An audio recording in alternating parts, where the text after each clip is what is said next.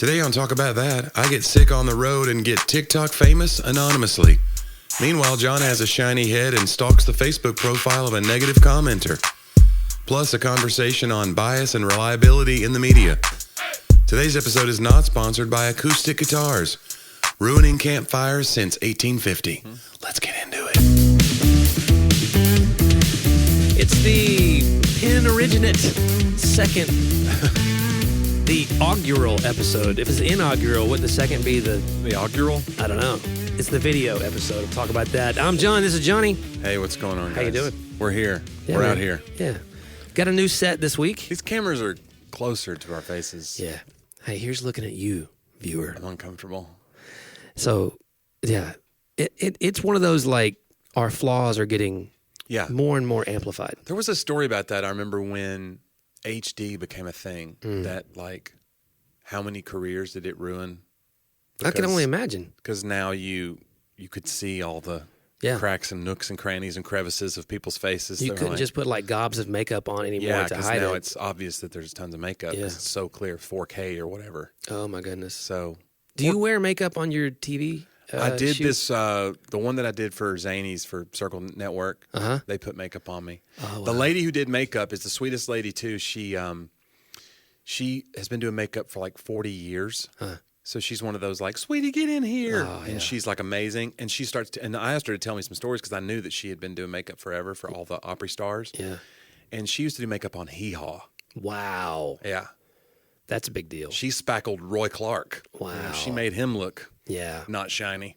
Yeah. So she had all these stories, and it's pretty cool. And she's the sweetest lady. And then she'd come out and watch the shows. You were so funny. Like I love that. It's so cool. I love seeing people who do a job and then they keep their like, I don't know. I like seeing that. Yeah. There's like still a spirit there. You know, they're not just like, all right, it's a paycheck. Get I hope I'm over not it. that. I don't want to be that. You're kind of that. Why are you that? That's what I want to. This is why I've started a podcast, is just to get to episode 199. Yeah. I wanted to bring this up with you. That Like an intervention kind of your thing. attitude kind of sucks. So, Yeah. I like our set. We've got our nice lamp from. This is my Christmas present from Johnny. Or was it birthday? I don't remember. I don't remember. It's I the don't same. I keep no record of rights. It's the same. It was and I love it. Like, I turn it on every day in my office on the low setting because you can see the bulb really cool. It's the Edison bulb. Yeah. I wonder if Edison would agree that we call bulbs. I wonder after what his name. Tesla would think, because didn't Edison steal a ton of stuff from Tesla? Isn't that the whole thing? Man, guys, you heard it here. No, I'm serious. That's like a whole Yeah, that's what they history. say, but I don't really That's know. what they say. Who can know history? You know me, I accept history just carte blanche as it is. Yeah. So, and this is my Tyler Trent bobblehead. Yeah. So, if you haven't heard the Tyler Trent story, it's a great story. So, And John wrote the book. I did, and got to work with him before. He passed as we were, we'd finished our first draft. Yeah. But amazing guy, Purdue super fan, big ESPN, like viral Yeah. videos about him, and millions of dollars of cancer research continues. And Yeah, so, it's amazing. Yeah, it's Amazing cool. legacy. Yeah, check him out. If I want to say, right off the bat, that if I cough today, I apologize to the viewers, listeners. Yeah. I've been sick. This is the best you've sounded in like 4 or 5 days. Yeah. From when I've spoken with you. We almost didn't do this because I've been sick, but Yeah. I got sick on the road. I was in London, Kentucky, scenic, exotic London, Kentucky. Yeah. Did a show there, which was also a taping. And then when I came off stage, it kind of hits you. You're just like, oh, I'm getting, I don't know how you feel when you start getting like a sinus infection or something. You're like, oh, this is Yeah. this I is feel 5 it. days. It's usually first thing in the morning. I wake up with like razor blades in my throat on one side or something. I'm Right. like, okay. Well, that's what it was. I got off stage and I was like, let me And drink then I'm some like, water. why did I swallow those razor blades last night? And then sometimes it's that. And You're like, then- I don't do that magic trick anymore. Nobody's even watching. What is wrong with me? yeah. There used to be you ever see the magician do that? Where he Yeah, swallows yeah. them and he pulls them out, they're all on the dental floss or whatever, they're connected. And you're like, what are you doing to yourself? What's that show out right now where it's like just dangerous things? Like it's what's it called? I don't know. I haven't watched Just it. dangerous things sounds like. Guys, I just made my own show. But that's the thing they used to tell us when we were kids, don't try this at home. And then they would do the craziest stuff. Yeah. Somebody'd blow themselves up, or Evel Knievel would jump 8 Yeah. buses or whatever. You're like, Not I'm 8. trying 8 buses this. would be, Right. he'd jump 80 buses. You're just jumping to The jump. thing about Evel Knievel that was fascinating to me is he failed most of the time. Yeah. He failed a lot. And we love And then him. he just beat in a heap. Just legs where legs that shouldn't be, and Yeah. behind him. He's a pretzel. And it's And we celebrate him. They pick him up and load him into an ambulance and be like, we'll see you next year on Evel Knievel Jumps the Grand Canyon. It's like, no, we shouldn't be trying to. Why are we? Yeah. Wow. I wonder if people will celebrate us if we fail that badly. I think that's what's happening. I think that's our listenership. They just keep coming back like, wow, they keep doing this. Yeah. We keep jumping the Grand Canyon of comedy and ideology and falling, content. burning miserably at the bottom of it. It's all about failing forward, John. Guys, isn't it though? What was the thing you said right before we started? Success comes incrementally and then all at once. And you don't know who said that? No, I just read it one day. And I thought it made me feel better because I think I've been building, like, I'm somebody who gives myself a hard time about not creating enough content on social media because I'm older and I'm just like I'm in that in between where I'm like, I enjoy social media just enough, but I don't enjoy like the idea of the pressure of it because I spent the last 15 years getting good at stand up. And now it's like, yeah, but do you do this? Good at this too. Right. Yeah. And so I've kind of bugged out about that. But now I'm just like, well, let's figure it out. If this is what this costs to be able to reach a larger audience, then I should get better at it. But I give myself a hard time. But anyway, I read that the other day that like, okay, you build and build and build, and it's slow and incremental, and then all at once. And I've seen that happen for other people as far as like what you would call fame or success, like that they overnight. Like my buddy Marty lived in Columbia, South Carolina. He went to college there and was a kicker for their football team. But when Hootie and the Blowfish broke, like he told me, he goes, we used to go see them every night, you know, at the bar, the corner bar for 10 years. They were doing I Want to Hold Your Hand and Only Want to Be With You, all those songs. And then one day they were just the biggest band in the world. Yeah. So it's like, and then they got so big that people got tired of them and it became like uncool to like them. That's the other phase of fame, where it's like, you like Hootie? Get out of here. See, I don't get tired. I'm a loyalist. Yeah. I see your backwards hat. I know you're not tired of Hootie. Yeah, let me tell you. I haven't worn a hat, by the way. Tell me. It's been a long time. Yeah. I told my daughter this morning we had an early orthodontist appointment. I decided to wear a hat today. Mm-hmm. And I was like, I haven't worn a hat in like 3 years, 4 years since I, took all my hair off. Because I actually like, not having hair, believe it or not. Yeah. What's better? And so, but I told her before that, I wore a hat from age 12 to age like 40. Yeah. Like, think about all the youth pastor days. You never saw me. That's true. Or I didn't have a hat on except a Wednesday night or something, But why was that? I could wear a hat on a Wednesday night. Youth pastors wear a lot of hats, John. Guys, don't We've been saying it. In my case, they were literal hats. No, I think that and I like that incremental, and then all of a sudden there is a building of something. I think maybe that's why I call it platform, Johnny. You know what I'm saying? You build, then you stand on it and you go, hey, everybody look at me. Yeah. Is that not? I don't know, it's like a recurring theme on the podcast. I think it's a recurring theme for anybody in this world. In fact, we're going to be interviewing. Oh, we can say this now. We can say it. Sure. Because it's happening.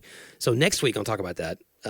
You really want to? Because what if we have problems? Oh, geez. It's not happened. Let's go ahead. We're going to do it. And if it doesn't happen, guys, it'll be the week or two after that. So, yeah. But we're interviewing Dave Barnes and John McLaughlin. Yeah. They'll be our guests. From this very popular Dadville podcast. Yeah. And their own solo careers, music careers. Amazing artists, writers. We're going to talk about the creative process a lot with them. But I think that anybody, there's creative process now in almost everybody's life because of social media. People who don't even consider themselves creatives, like you said, there's a pressure to be involved, be at the table, be in the game a little bit. Or even if there's a popular trend happening, they want to get in on it. You see a lot of TikTok videos are somebody lip syncing another popular video. Yep.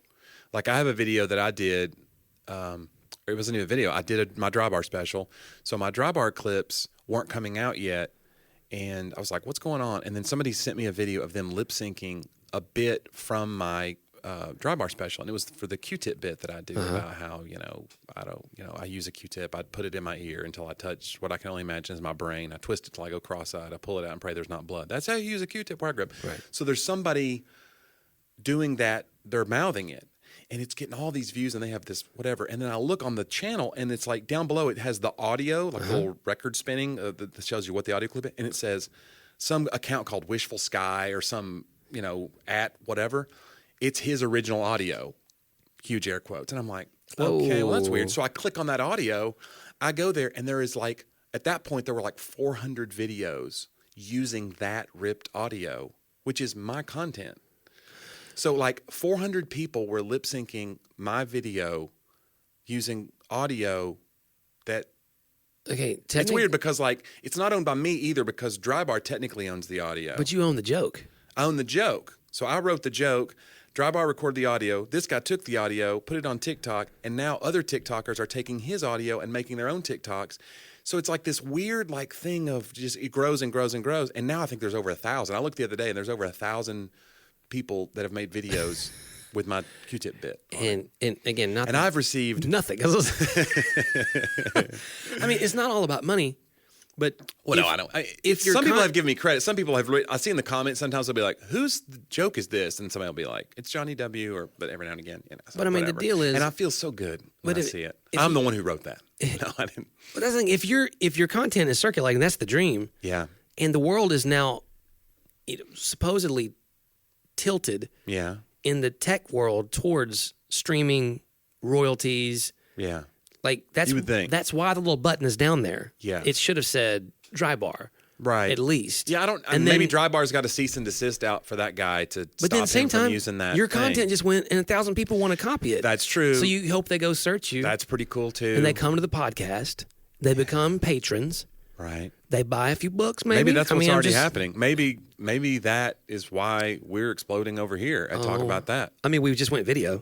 You think we just did that because we decided to, You think we just spent a bunch of money and bought some cameras? even though there was no reason to? Except Do you think that we should use makeup on this? Like, you said makeup earlier, and it made me think. Like, do you think I need makeup now? Well, if, Do you ever put on makeup for things? If it makes you feel weird, because you've had TV spots. And well, here's the thing. it When makes I, you feel strange as a guy when people start putting a bunch of makeup on you. I did the Nashville Today show several years ago for the endorsement book, Yeah, and I feel like those local shows, and I'm not. It was amazing. They were amazing. I can tell a difference, and this would be a question for Jeffrey. I can tell a difference between the camera quality on those shows versus the national shows. It may be a lighting thing. Jeffrey, would you agree or disagree with that? With the thumbs up or thumbs down? Yeah, it seems like they're great, but there's a little difference for Yeah. me. It's not like our live stream on Sunday or something from the Yeah. back of the sanctuary. You know, we're not getting the greatest quality there until because we're working on that, by the way. Oh. But some closer shots. But regardless, with that camera on the National Day Show, my head, it shone like the top of the Chrysler building. It was. It was like the Ballo Shino Yeah. from the Homer Simpson episode when he puts his head in the. And it was like bowling ball it was like the shiner. way the lighting worked. And my head is shiny, but I was like, wow. So they had said in the all the stuff you get from the people before you come, like, hey, if you want makeup, provide it yourself, kind of thing. And I'm like, well, I'm not going to put makeup on. Show up with your own. I'm not going to do that. I should have done that. So, and then, but when I went on Good Morning America, same thing. They didn't do makeup there simply because of the pandemic. So they came in to take a test in studio. Oh, they didn't want an extra person in there, Right. breathing so on you. Now she came in. She's like, normally, Yeah. like they had a costume and makeup, probably two different people. The costume person came in just like with a lint brush. But everyone's wearing masks. You just got tested. They're like, because of the pandemic, we're not doing makeup right now for the guests. So they do them for the talent, not for the guests. So you look even worse. Everybody's bummed out. Right. The world is shut down, and guess what? No makeup for you. And I was on there with two very good-looking hosts. Yeah. You know what I'm saying? It was like, oh, wow, y'all are like thin and trim and athletic. And, Right. And Reggie can pull off anything. I mean, Yeah. Reggie does not look his age. No, He has expressions for that I'm not comfortable. you're not comfortable saying. That's what I was going to say. If he was here right now, I know what he would say. he would say I'm not going to say it. no. Yeah. And so, but I am Yeah. aging by the moment. You know what I'm saying? Minute. Now, with the backwards hat, I think I just took off 5 years. 2 years. I think I told the person at the Opry for the taping, just make me look lifelike. Like it sounds like what you say to someone who is putting makeup on someone in a casket. Yeah. They look so lifelike. So lifelike. Yeah. Well, it's like I said, I always look tired. I've used bags in my eyes. I was just to make me look alive. Could you? I don't move around a lot. I don't have just help me. I thought though the lighting at my head wasn't shining that much. Okay. So something about their lighting was different, or their camera. Maybe I was sweating less. Who knows? Yeah. That's Did you doubtful. sweat during the thing? That's what's crazy. I don't remember being nervous at all. Yeah. I think John, you're a confident guy. Well, I think it's just like so many reps You know now your lines, bro. of talking. Well, that was part of the deal. And I'll say this for Zondervan. I'd never done this for a book. And because the book was about racism, it's full of landmines, you know. And we had trainings. Yeah. So like I wrote the book, then I wrote an abridged version of the book, like a 57-page single-space thing where I pulled quotes out for influencers so they wouldn't have to read the whole thing. I think it was 75 pages instead of 300 pages. But it was like, hey, here's a quote. Here's the main quotes from every chapter that would really, if you read this, you'd kind of get the gist of what we're saying. So if you want to endorse this or write, you know, something about it, you feel like you're doing it. Because no one's going to just write. Like we've done other books with Reggie where I know the influencer didn't read the book, but they know Reggie. So their endorsements like, Reggie's the greatest of all time. It's like, it's an endorsement of Reggie. Yeah. And this book is going to be great because they're trusting we're telling his story or whatever. You need people like that for you. No one's going to. No one's going to just be like, look, I vouch for John. Whatever he's created here. Well, I had that on. I'd be like, let me see it first. Can I just flip? Do you have something I can flip through? But on racism, like no one's going to do that. Yeah. Even if they know Reggie, like we're going to have to read this first, which I think is great. I'd rather them read the book. So I made that 75-page version, and then I had to make what I think the marketing director called it the sticking points or the sticky points. Okay. So I made like another shorter page that I keep with me for interviews. And it's like, a now little punch list 3 or 4 paragraphs of like my favorite things of the book, which I think came from you, by the way. Oh yeah. I didn't credit you because it's an African proverb, but it's look not where you fell. Sorry, look not where you. Look not where you. I don't remember. Look not where you fell. Look where you slipped. Thank you. And I don't remember but that's why I keep a cheat sheet to make sure I do it right. That's my wishful sky. That's my dry bar clip. I took it. Then you're now using it. Now everyone else is going to use it. I published it. And then I've gone on television and used it and said nothing about you. I credited the guy who wrote it in Africa, and I'm sorry if that offends you. An anonymous. We don't even know who that person is. Yeah. What if you made it up and you just thought it was an That'd be African great. proverb? I'd be like, I think it was. It does give you more clout when you be like, I think a wise old Tibetan monk once said. Yes. I met like, with everybody him. leans in like, oh, this is going to be This good. is nice, yeah. And you're like, he who smelt it, dealt it. And they're like, that's not wise. Well, it does. It's amazing how often people try to throw you off the scent, if you know what I mean. These monks. Right? I mean, these monks, come on, closed up in those. Come on, bro. Vow of silence, my tail. I'm not going any further with this. Fine. But yeah, so I mean, it's like this cascade down to smaller and smaller bits. So by the time we got to the interview, and we did a bunch of podcasts before that, like it really was, I was comfortable saying new things even.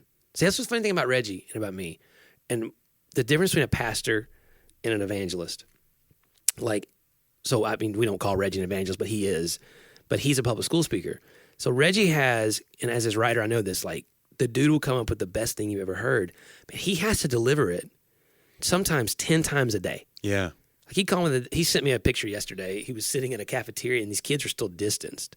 It was like middle schoolers sitting, just a few of them at a lunch table, and he goes, yep, I'm up next for them. And I was like, it's going to be the best day of the year for them. Like, they're sitting distanced in a cafeteria, and they don't know what's about to hit them. Right. Reggie is the best thing that, they just love it. But whatever he said there, he has to get into a car and be whisked off to the other middle school down the street because it's usually a tour through the county.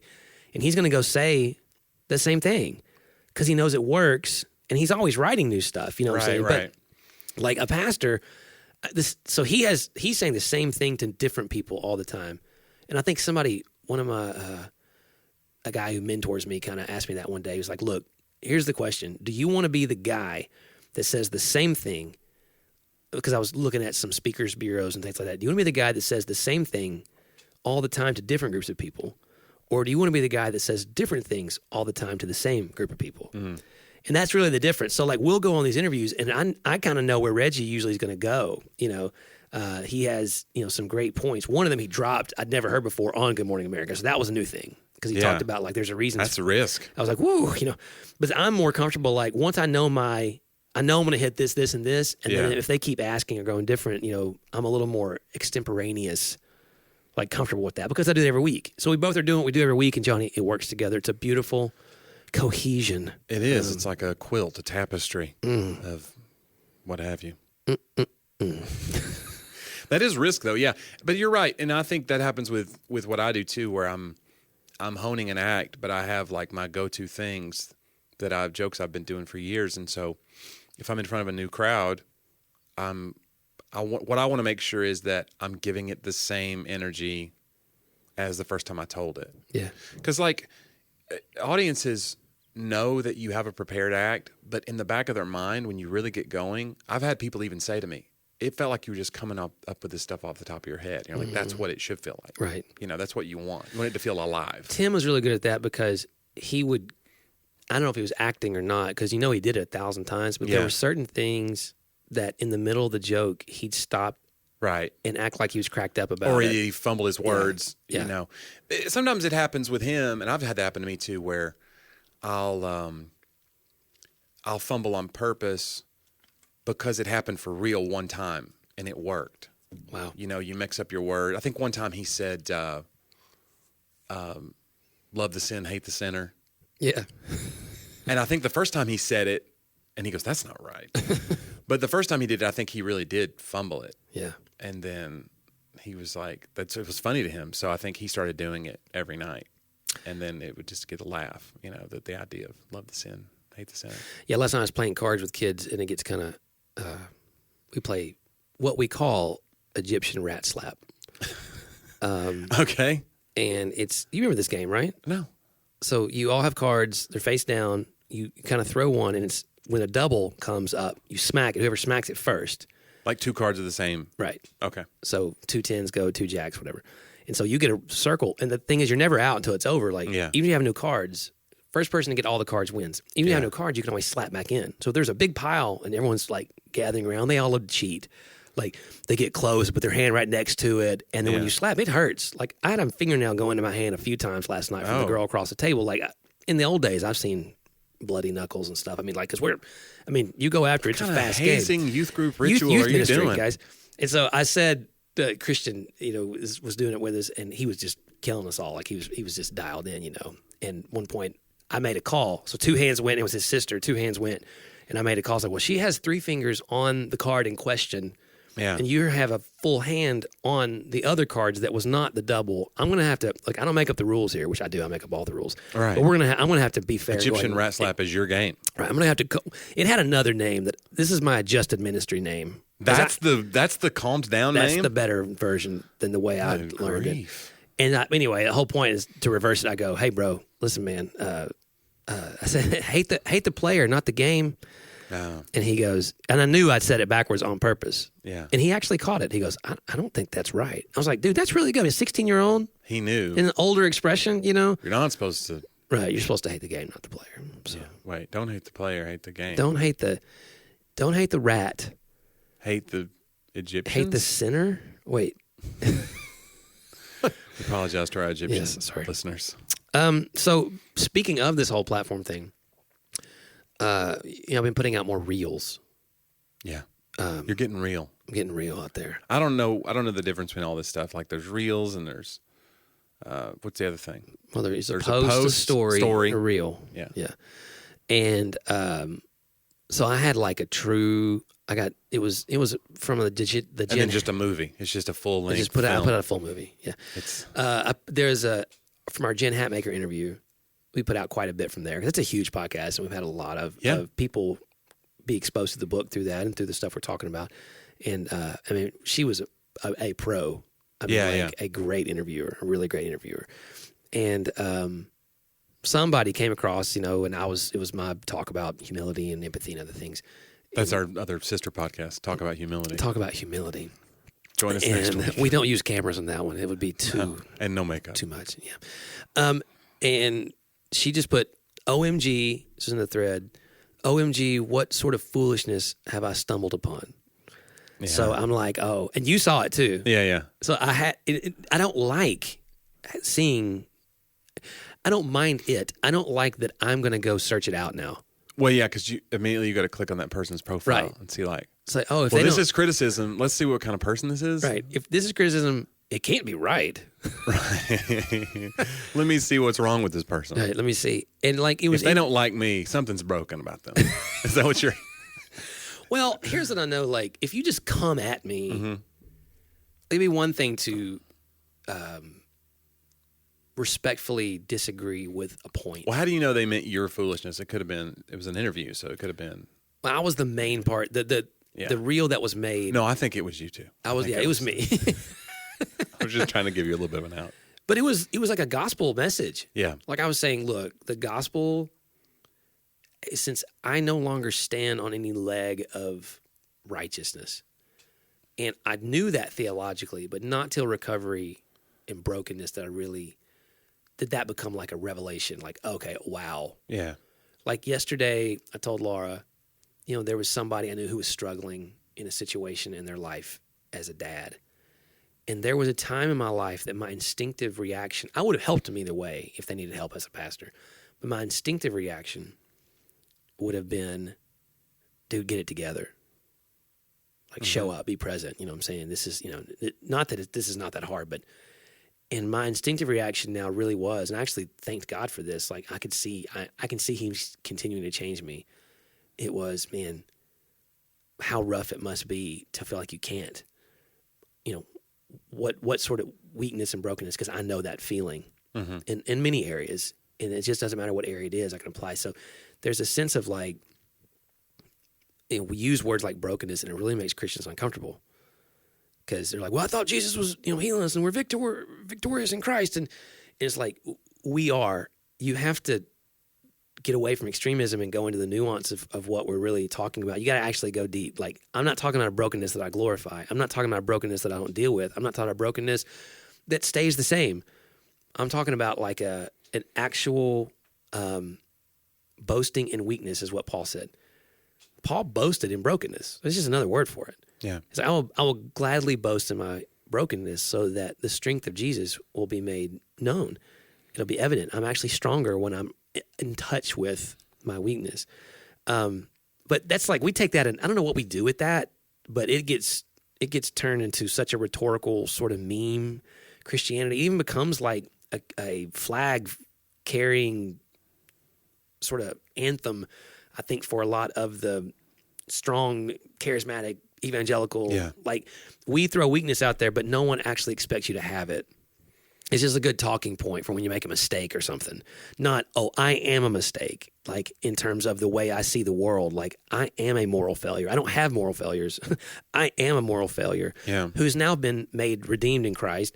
And so I'm no longer a moral failure in my heart, but I exist in a moral failed world in a broken state, and I'm constantly now overcoming those old patterns with new. So that's kind of the gist. I'm going deeper here than I did, but that was like in that reel, a little bit of that. So when you come at me with this, what sort of foolishness is this, with no like acknowledgement of the gospel theme? And this was a believer.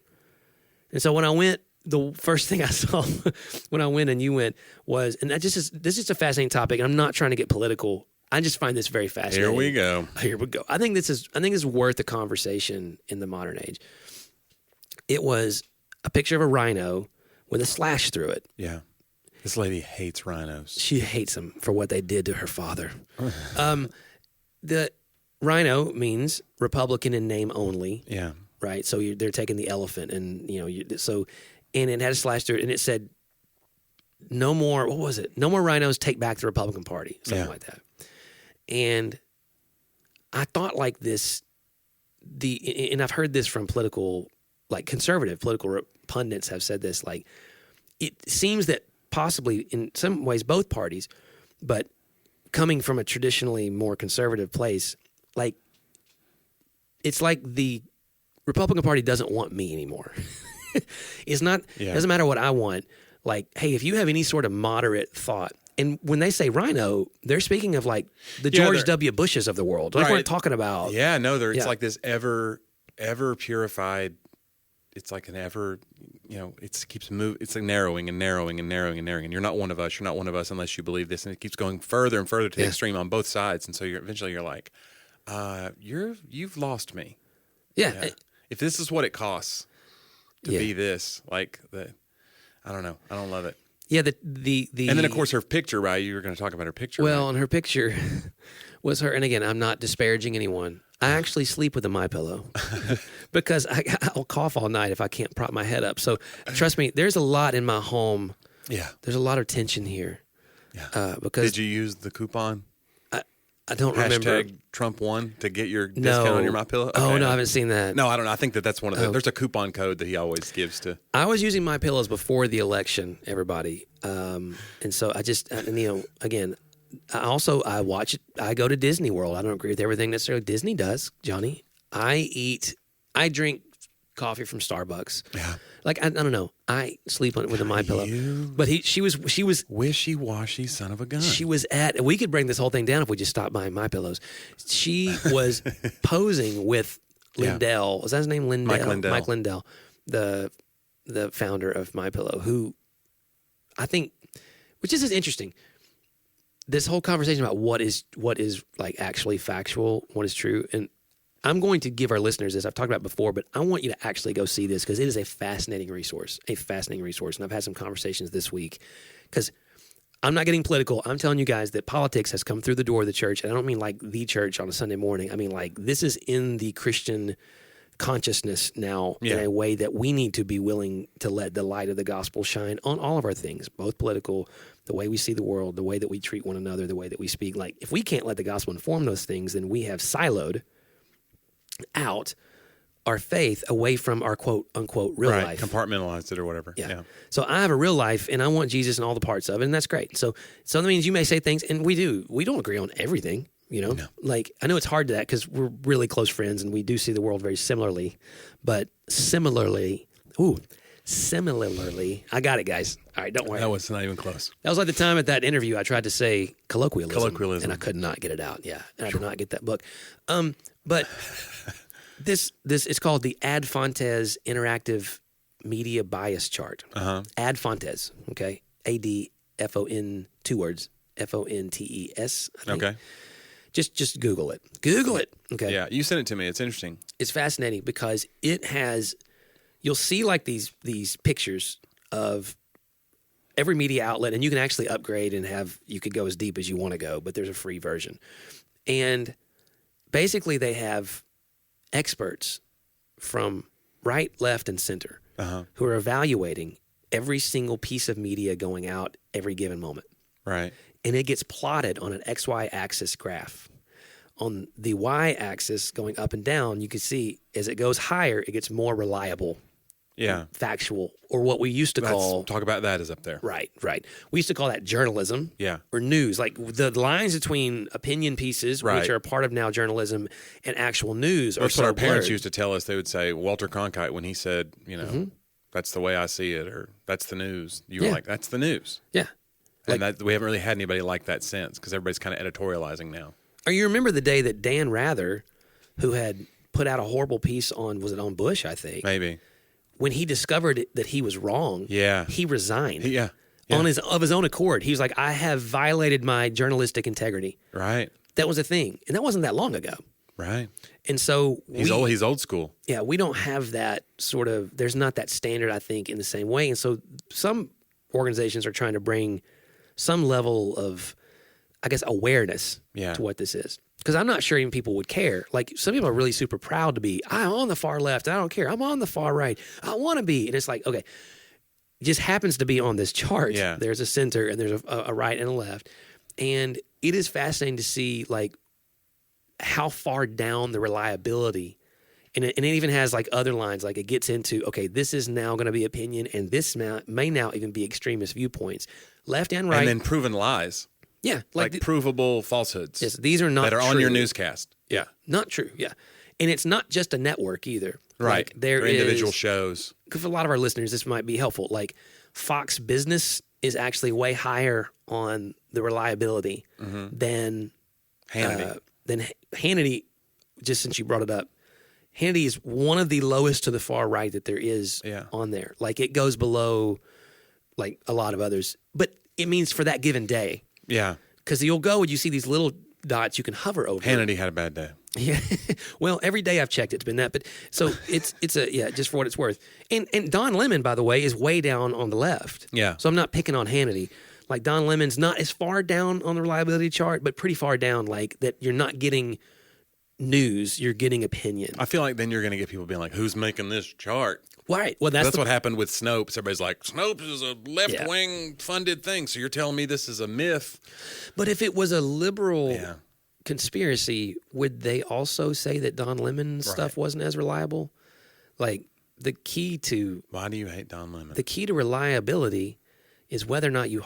Guys, I want to make a profound statement here, I think. Oh, man. The key to reliability is whether or not you hold yourself to your own stated ideals. Okay. If it's true for other people, then it becomes true for you more so. Yeah. Scripture says it like this: the hardworking farmer must be the first to partake of the crops. And when you and I were on the mission field, if we ever ate in a restaurant where the missionary and the pastor who lives there didn't eat the food, that was a problem. Right. So if you have somebody that... If you remember that, we went to Panama and we stopped for our first like real meal off the mountain. We had been building this school on a mountain, and then we go down to like Panama City proper, and it's like it was like a huge truck city. Stop buffet or something. Yeah, and it was Chinese food, as it were. So we're going, and I'm chowing down, and then I noticed one of our team members, who I think had a Panamanian first wife, he said, and he goes, "I'm good." I was like, "You're not going to eat? You're not starving like the rest of us?" And he goes, "None of the bus drivers got off and came in here. Like we offered them food. We offered them to cover their check too, and none of them came in." He goes, "I'm all set." I was like, interesting. I mean, and I think that if you're, so for me, I can speak as for me, like the gospel of Jesus Christ is based upon humility. It begins and ends with humility. Somebody said the three most important parts of being a Christian are humility, humility, humility. I mean, like it's a constant. I need Jesus. He is my completion. I need the ways of God. I don't redefine right and wrong and good and evil in my own sight. I need to constantly be leaning into how does he see this, because he is the trustworthy way. Yeah. So if I now have silos or, like you said, compartments of life where that doesn't apply, then I'm... Yeah, because I can't let it apply because it'll mean points for the other team. Right. I have If to I hold show myself. mercy, if I show mercy here to this person who's poor, they might not pull themselves up by their bootstraps. And then I've helped. It's like, you're not letting it in for real. And it never gets in once and for all. Yeah. Like that's the thing. It's a daily choice. I mean, I was in a heated conversation with someone I really love and care about on some of these things, and they said to me, and this is so interesting, they said, "I think you're kind of prideful sometimes." And at first I started like this defense, like, well, I wrote a whole book about my humble journey. Yeah. And then I said, well, no, you're right. That's actually why I'm even studying these things. I know I have a pride problem. Yeah. Like that's... I wanted to talk to you about it. Yeah. Well, again, episode 199. We don't have enough time left in today's show. No. We did need to get to our viewer submitted cartoon. Yes. Ad Fontes Media, by the way, interactive media bias, Find that chart. Go check it out. We'll link to it right in or our left notes or or center. something. And every given day it's moving. And you to ask who's making it. Experts from right, left, and center. Right, left, and center. So it's good. It should be It's a pretty bipartisan balanced. chart. Yeah. There's another thing called all sides. It's bipartisan. If you will. Bipartisan. I love it. Check it out. So we have a beloved listener. Yeah. Yeah. We had a couple episodes ago where we somehow went on a rant about a horse in a corset. In a corset, which Jeffrey and Allie were talking to me like, you haven't seen Hamilton, so I told you there's a line there that I couldn't quote all the way. About a horse in a corset? Yeah, it gets... Okay. Yeah. It's not specifically a horse, I think, but it's... Sounds like somebody's just trying to rhyme horse with corset. Well, there's other words that rhyme with corset. Yeah. 4 sets of corsets. That's the line, and there's another... But it's not... Yeah, I'm neither endorsing... I love Hamilton. I love the music. So you need to watch it. Or you need to listen to the music first. There was a clip of Eminem that I saw today, and somebody was interviewing him about, it was like a really like 60 minutes type interview where they're talking about like, you rhyme so fast, the one word people say you can't rhyme with is orange. And he's like, that's dumb. You can rhyme orange all day. You're not saying it right. And he starts, this is an old clip, but he starts talking about like, you could be like, I got an orange 4-inch door hinge in storage. And I was like, it really does sound like an Eminem song. Yeah. Wow. I don't know why you'd put an orange 4-inch door hinge in storage.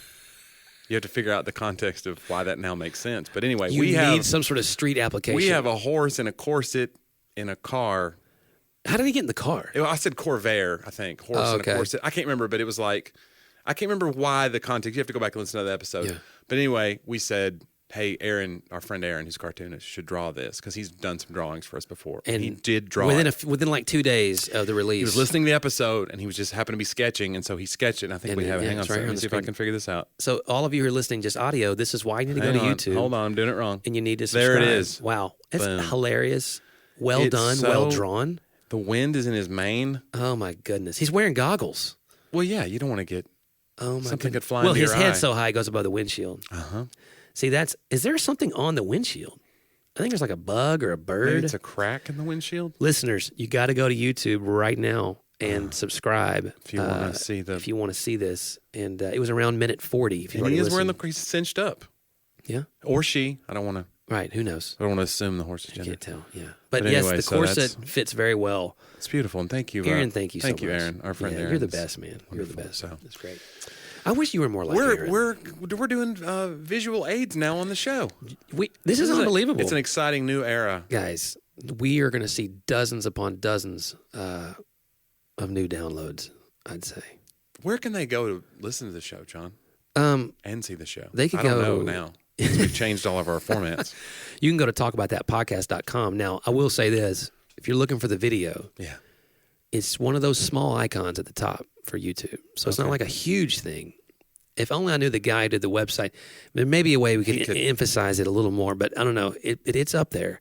Yeah. So you can go, or you can Please go to the new YouTube page, though, and subscribe because we're trying to build subscribership. also go to either one of our Instagrams. Yeah. Like my Instagram, if you go to my bio, it's my link tree. And so in my link tree, there's a link to the podcast video as well there and the audio. So do you have a link tree?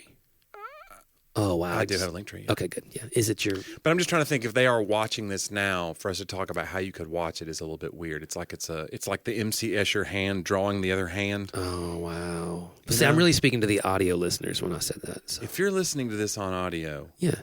you want to see our faces. You want to see how it goes down. You want to see the backwards hat that I haven't worn a hat in a long time. There needs to be like a counter of how many times John rolls his eyes at me and how many times I roll my eyes at John. We need an eye roll counter. Yeah. I wonder if we could get Jeffrey to do that. It's like a drinking game. So he doesn't... 5 minutes like in, everybody's wasted. Yeah. It's okay.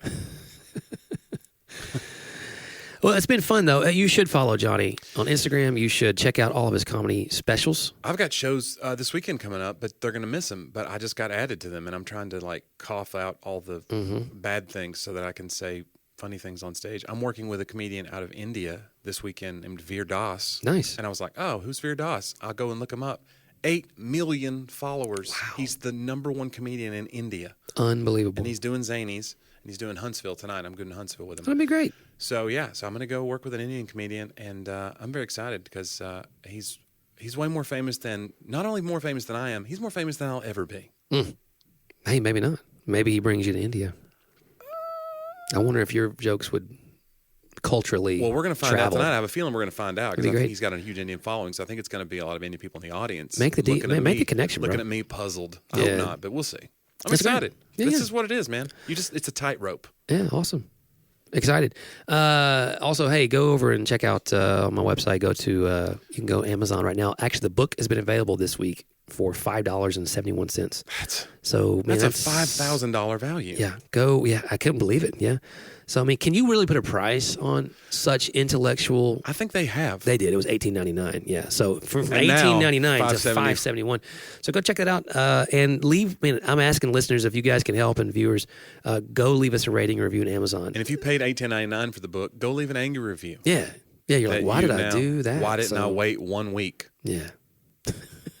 Guys, it means a lot that you join us every week, especially to our patrons. Thank you so much. And if you want to help the podcast, you can also check out our Patreon page also at talkaboutthatpodcast.com. Otherwise, man, we're just excited to continue the journey. Don't forget about our exciting interview with Dave Barnes and John McLaughlin. It should be coming out next week. It'll be an interesting little format, but I think you guys are going to enjoy those guys. And we will enjoy doing this for you again next week on Talk About That.